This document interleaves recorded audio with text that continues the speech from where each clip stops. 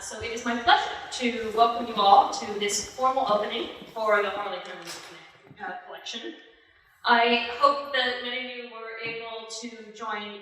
This has been an all-day affair, so I hope that many of you have been able to join the talks and the exhibition tour that we had at Olin Library early today, and have enjoyed the other pieces of the symposium.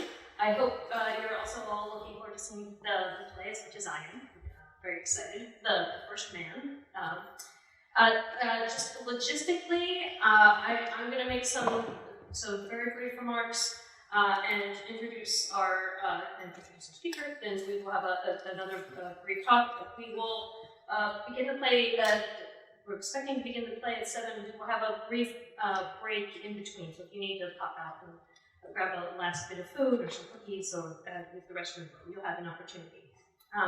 So, if you were not able to join us earlier for the tour or for the presentations, the talks have been recorded, and the assembled playwright, Harley Hammerman's Eugene collection, our exhibit, will be up in Olin Library until mid-December, so do take some time and come and have a look. If you are just visiting this weekend, please do come in and see our other great exhibitions throughout the library. And we also have some copies of the. Do we have copies of the exhibit catalog? We intended to have copies of the exhibit catalog, but okay.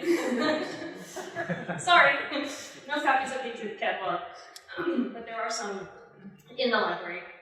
So when you're going to check the exhibit. We have one. There we go. Let's see. This event has been a long time coming. Harley's amazing collection was open to researchers in 2009, but like so many other things, the proper event to celebrate it has had to keep being put off because of various things, not least of COVID. This year, we finally had the opportunity to make this formal opening a part, make it not only a symposium on O'Neill, but part of a conference in Irish studies, so it was very much worth the wait. We're happy to be able to do both of those things at once. I want to say some thank yous. Thank you to the planners for today's symposium and for the weekend's conference. I want to thank Dr. Killen, I want to thank Joel Miner, and also want to thank our sponsors, which includes the University Libraries, the Performing Arts Department, the Center for Literary Arts, and the Eugene O'Neill Foundation, and Taos. Thank you to all of our supporters. Let's see. Okay, a few words about our next speaker. Just get this straight. So our next speaker, Professor of Drama and Comparative Literature, Henry Shaggy. I'm probably mispronouncing that. Shaggy. Thank you. And we are really thrilled to have him here tonight for these festivities. Professor Shea has been well acquainted with Harley's O'Neill collection for decades. In November of 1988, the university hosted a multifaceted centenary celebration called Eugene O'Neill Autobiography and Art, which Professor Shea helped to organize and which included an exhibition curated by Harley and installed by Harley Hall. Then 30 years later, Professor Shea played a key role behind the scenes to ensure that WashU acquired the collection, and as a result, we now have the second largest O'Neill collection housed in an institution, really putting us on the map as a major stop for anyone studying Eugene. So thank you for these efforts. Professor Shea's accomplishments as an educator, scholar, director, and author are too many to list now, but most germane to this audience, I will mention that he was chair of the Performing Arts Department for an impressive 20 years, and he's helped to grow Tennessee Williams' manuscript collection at the library, as well as promote it to the world, and most notably his 2021 book, Blue Song, St. Louis and the Life and Work of Tennessee Williams. So please join me in welcoming Henry Shea.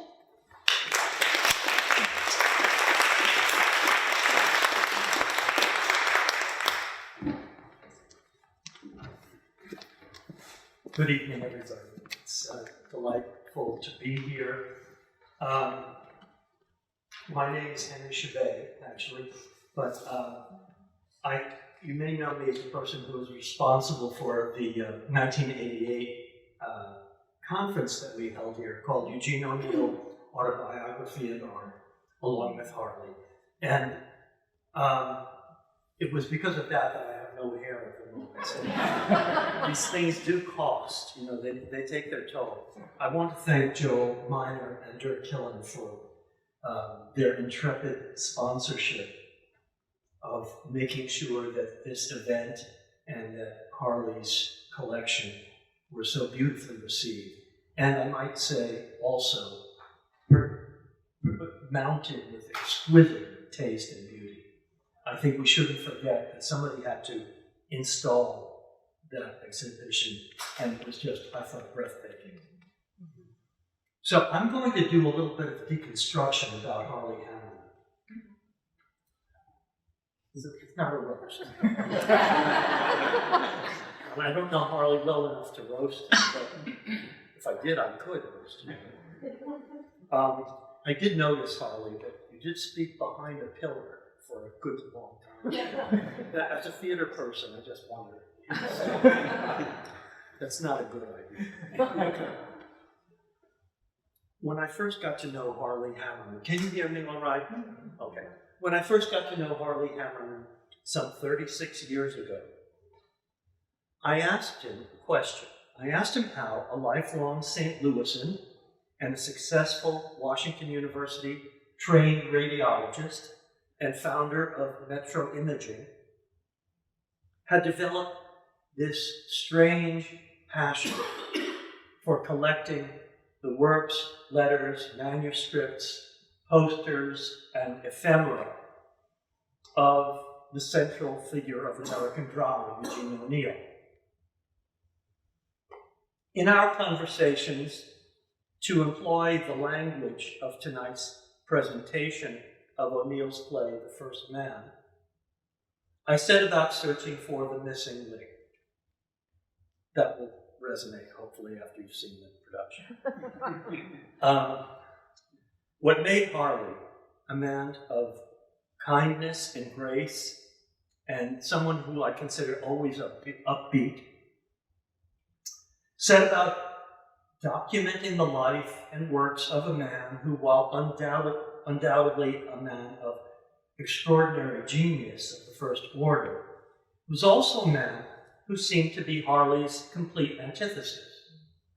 A man who was dark, morose, fatalist, and a man whose personal life was filled with tragedy and sorrow. In every instance, when Harley and I spoke about this, our discussions would invariably drift back to Harley's 9th grade English class at University City High School. And there are people here who will remember that class, right? Ken Schwartz, Jerry Kowarski, who was here earlier, who were in this class. In fact, we think it's likely that my sister-in-law was also in that class.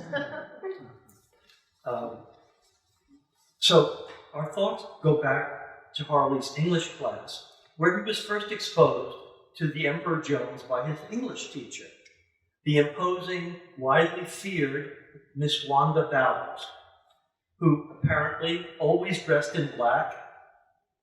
And in Harley's retelling, Harley's story was a very simple account,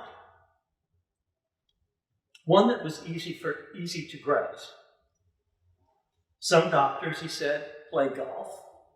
When they get off work or retire, I collect Eugene O'Neill. Or else our discussion would always come back to Miss Bowers. And naturally, as a professor myself specializing in drama, this account was reassuring to me.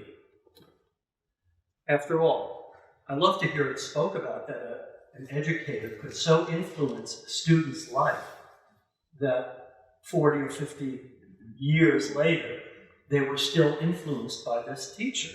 It's what we all aspire, I think. So this account was deeply reassuring. I love to hear Harley speak of it, since it spoke to the inspirational qualities of a great teacher. And it was what I wanted to hear. I was led to believe that Miss Bowers had ignited a curiosity and passion in Harley in 9th grade that simply grew during the rest of his life until his splendid collection of Eugene O'Neill was finally acquired by the Julian Edison Department of Special Collections at the John B. Olin Library here at Washington University in St. Louis, where it will be a treasure for scholars all over the world, students, and inspire countless young people wanting to know more about this legendary playwright, the only American dramatist to ever receive the Nobel Prize for Literature. And as a narrative, Harley's story made sense. It was simple, it was straightforward, and I desperately wanted to believe it for selfish reasons. However, the more I reflected on Wanda Bauer's story, the less persuasive it became to me. Yes, she must certainly have been a profoundly inspirational teacher, at least to those pupils who weren't repelled by her invariably black dress, grim countenance, and severe bun, which made her look more like Dame Judith Anderson playing Miss Danvers in Rebecca. I'm saying this in all innocence because I'm from New York, so I wasn't here to witness it, but I've seen pictures. But in thinking about this account, I realized that the story of Harley's collection omits something extremely important. And that we saw today. The dynamism of Harley Hammerman himself. His passion for what he's doing. A man of science who has devoted a great portion of his life's work to spreading word of O'Neill's greatness, and then giving it back to a great institution of higher learning, which was his alma mater, both his undergraduate degree in psychology as well as his medical degree.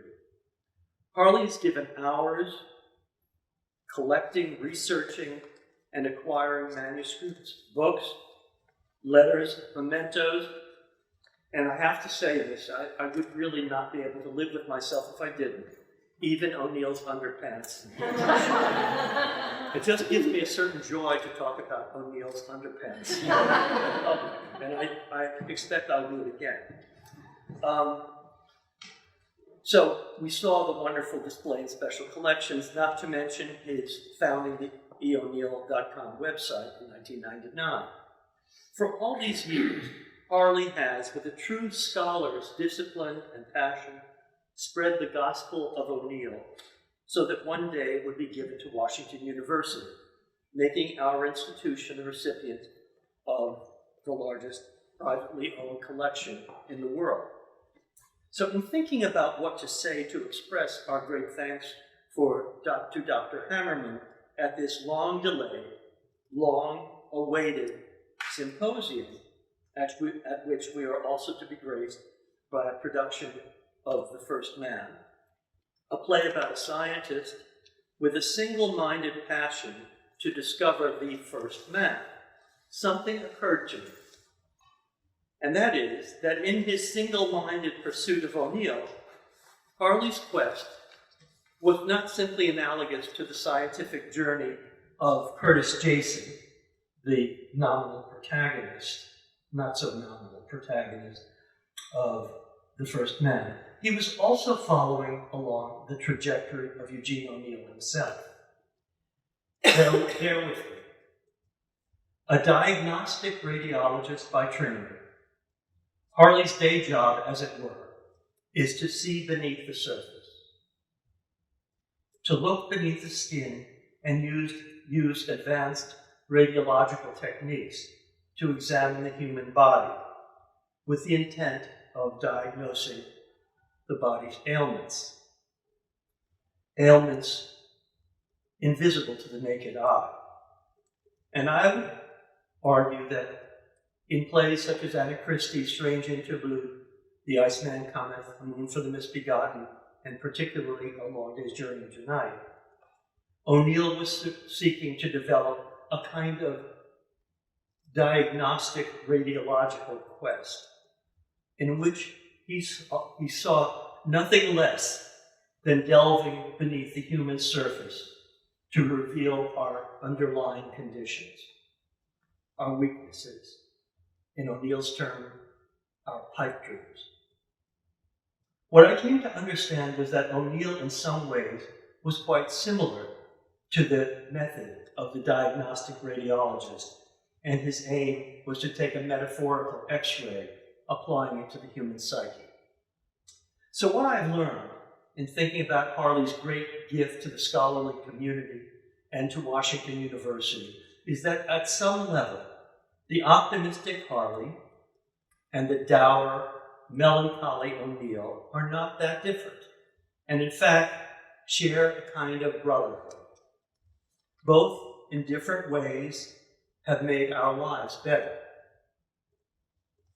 Just as Harley has healed with his radiology, so O'Neill, I would argue, has helped heal us with his always penetrating recognition of human weakness. Thank you.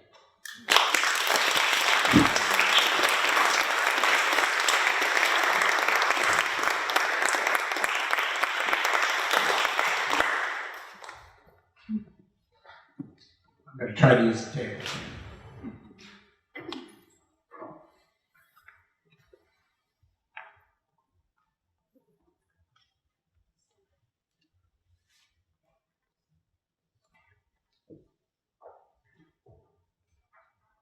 But here we go. There he is. Thank you, Henry.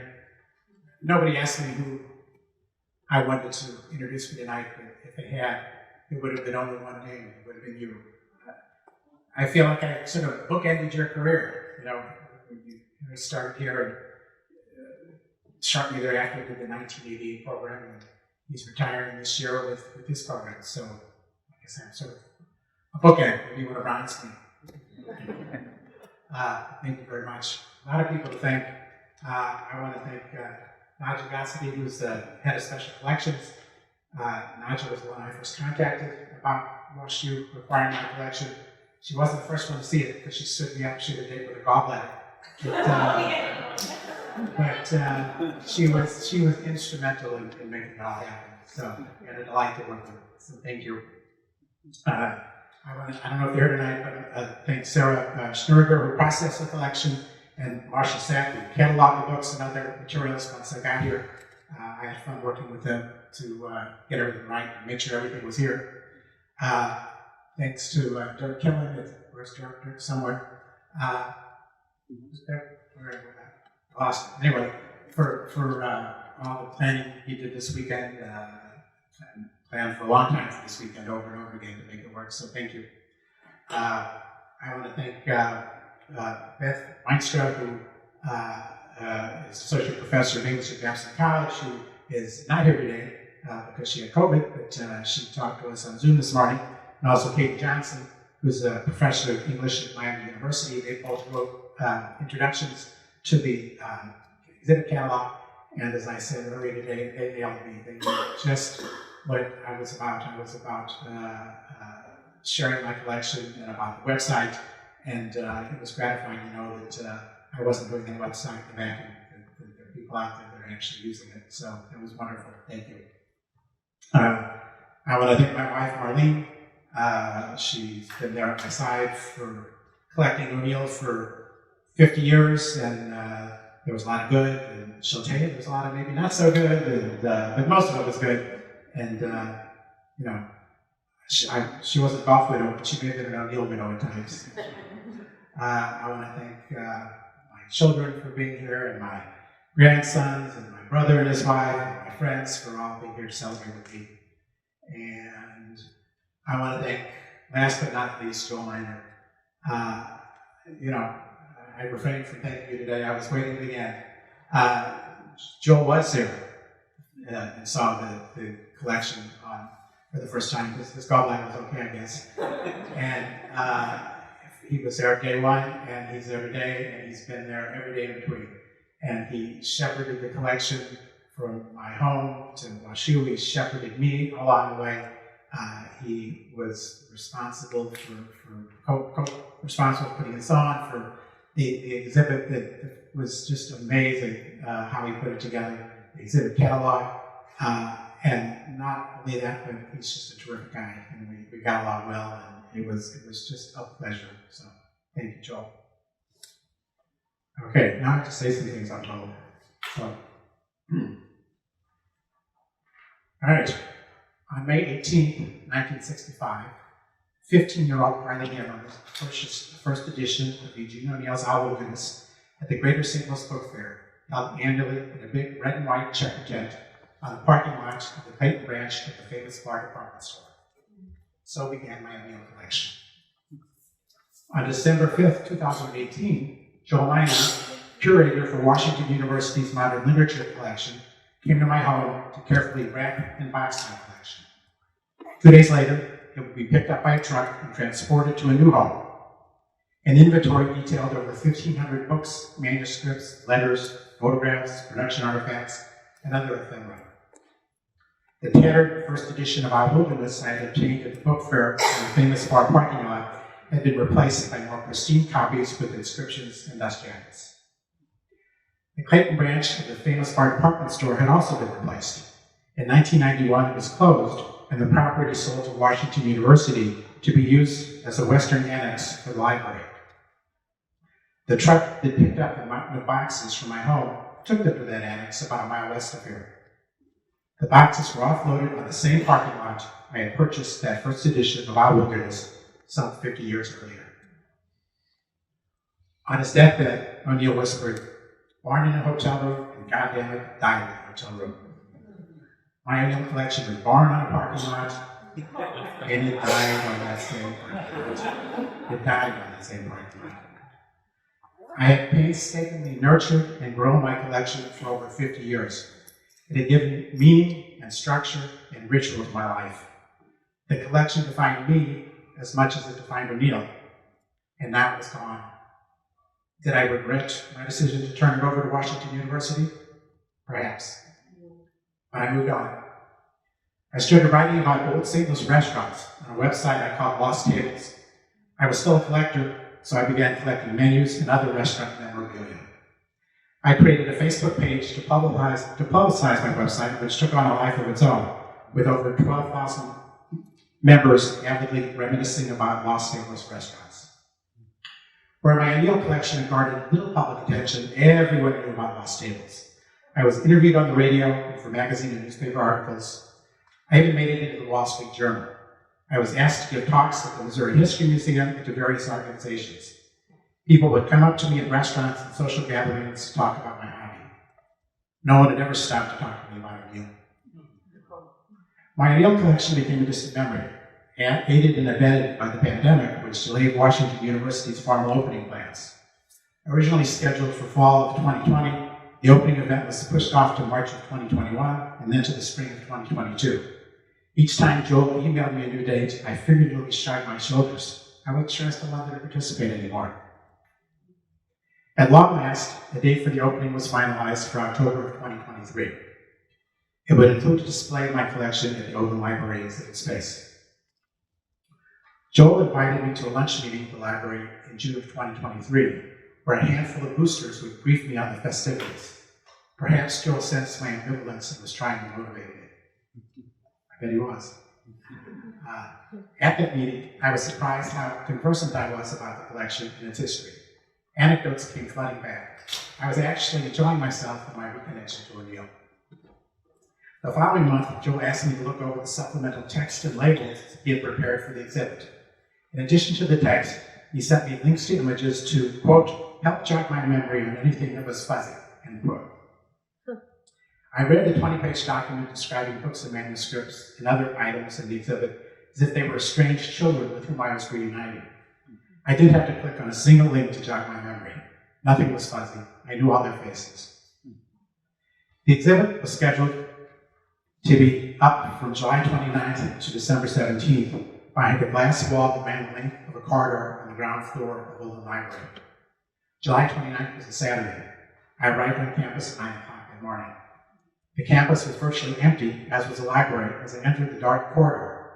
Joel, who was vacationing in Michigan, had warned me the exhibit lighting was not yet working. There were apologetic signs to that effect. But even with suboptimal lighting, I had no trouble viewing the exhibit. It was divided into 7 sections. The first was a reproduction of my home study with desks and bookshelves strewn with personal effects Joel had borrowed from me earlier in the week. I was mesmerized. As I proceeded to view the myriad of items, all cleverly displayed, I was overwhelmed by the breadth and beauty of the collection. Had I really put this all together? Ambivalence turned pride. There was no more remorse. An individual does not have the permanence of an institution. This is where my collection belonged.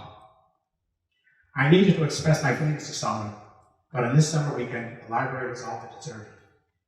And then a group entered the library and walked down the corridor.